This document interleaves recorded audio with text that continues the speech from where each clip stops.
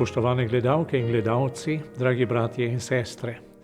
V katoliški cerkvi danes obhajamo peto postno nedeljo, ki so jo poimenovali tudi Tiha nedelja. Na misel mi prihaja Gregorčičeva pesem v pepelnični noči. Polnočni zvon z visokih lin krepko zaklenkal je, potihnil glas je violin, strunar odbrenkal je. Plesišča in gledišča se povsod zapirajo. Na poseben način resničnost tega doživljamo v tem času, ko v resnici ni več javnih zbiranj in prireditev. Celo naše gibanje je omejeno. A Gregorčič bi moral letos pesem nadaljevati drugače. Pravi namreč, v odprta pa svetišča se zemljani zbirajo. Ne. V tem primeru tudi svetišča niso več odprta za maše s sodelovanjem ljudstva.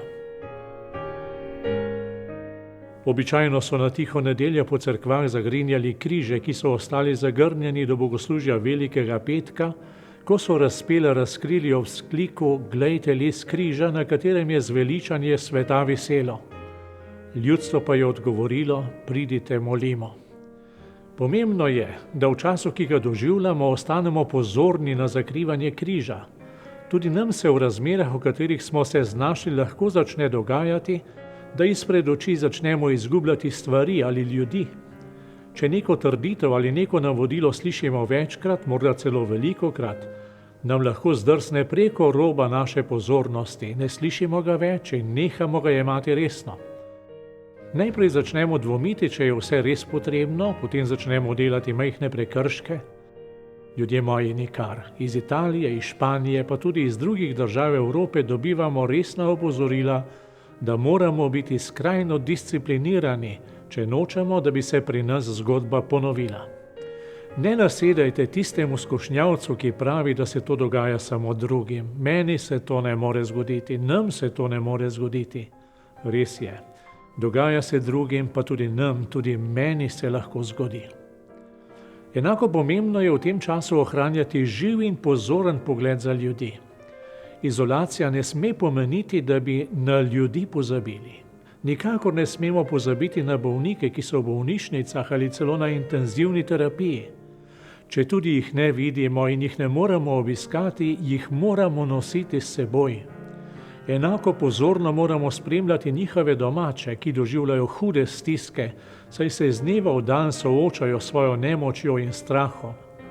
Kako pomembna je naša bližina, duhovna, molitvena, preko spletnih omrežij, na toliko drugih načinov, s katerimi pokažemo, da nam je mar. Bog ne daj, da bi pozabili na zdravnike, medicinske sestre, prostovoljce, osebje po domovih, ki se ob vseh varnostnih ukrepih vendarle izpostavljajo možnosti okužbe. Njihovi napori so skrajni. Takole je stanje opisal mlad zdravnik iz Lombardije. Spoznali smo, da tam, kjer se konča to, kar zmore človek, potrebujemo Boga. Začeli smo prositi za pomoč. Ko imamo nekaj prostih minut, molimo. Med seboj se pogovarjamo in ne moremo verjeti, da nekoč goreči ateisti zdaj vsak dan iščemo svoj mir in prosimo Gospoda, naj nam pomaga, da vzdržimo in preživimo, da bi lahko še skrbeli za bolne. Zdravniki so bili tudi prvi, ki so nas opozarjali na resnost in usodnost te virusne okužbe. Na tem mestu se jim želim tudi v imenu cerkve zahvaliti, da so tako odločno in v veliki skrbi za ljudi razlagali, zakaj gre. Brez njihovega poklicnega žara in njihove vere najbrž tudi odgovorni v cerkvi ne bi tako hitro sprejemali ukrepov, ki se vedno bolj kažejo za nujne, čeprav so težki in bolijo. Dragi zdravniki in drugo zdravstveno osebje, hvala vam.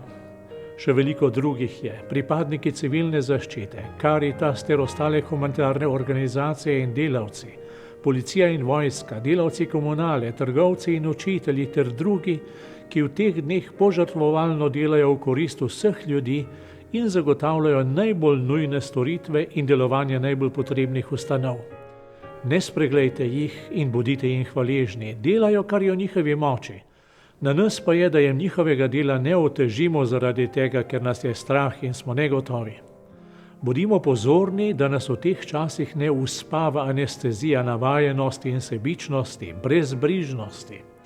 Prepričan sem, da bomo tudi mi veliko lažje prenašali neprijetnosti osame in spremenjenih navad, če bomo pozorni do teh ljudi, ki skrbijo, da pravzaprav ne pogrešamo ničesar potrebnega za življenje. Čut solidarnosti do njih bo tudi nam pomagal, da bomo bolj pozorni in seveda tudi bolj potrpežljivi drug do drugega v svoji družini in svoji okolici. V današnji Božji besedi pa tudi močno zveni Jezusov klic pokopanemu Lazarju: Lazar, pridi ven. In Lazar je prišel ven iz svojega groba. Nekateri bodo v tem času bolezni položeni v grob, naj jih objame Božja ljubezen. Ista ljubezen naj obriše solze tistih, ki bodo žalovali za njimi. Za vse druge pa upam, da bomo v tej preizkušnji spoznali, da moramo priti ven iz grobov, v katere smo pokopali svoje odnose, svoje sosede, sami sebe in svoja pristna čustva, morda kdaj tudi svoja srca. Naj nas Kristus pokliče ven, naj se razvežejo povoji, s katerimi smo zvezani, da ne moremo videti, slišati, da ne moremo čutiti in ljubiti. Dragi bratje in sestre, v časih preizkušnje so se kalili svetniki, v najtežjih časih so dozorili najbolj plemeniti ljudje. Naj to velja tudi za nas. Naj ta preizkušnja prečisti v nas vse negativno, vse grešno, da bomo skozi te tedne in mesece postali boljši ljudje, da bomo prišli ven.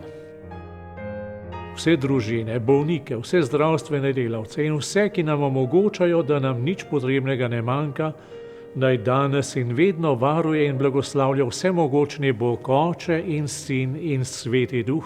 Amen.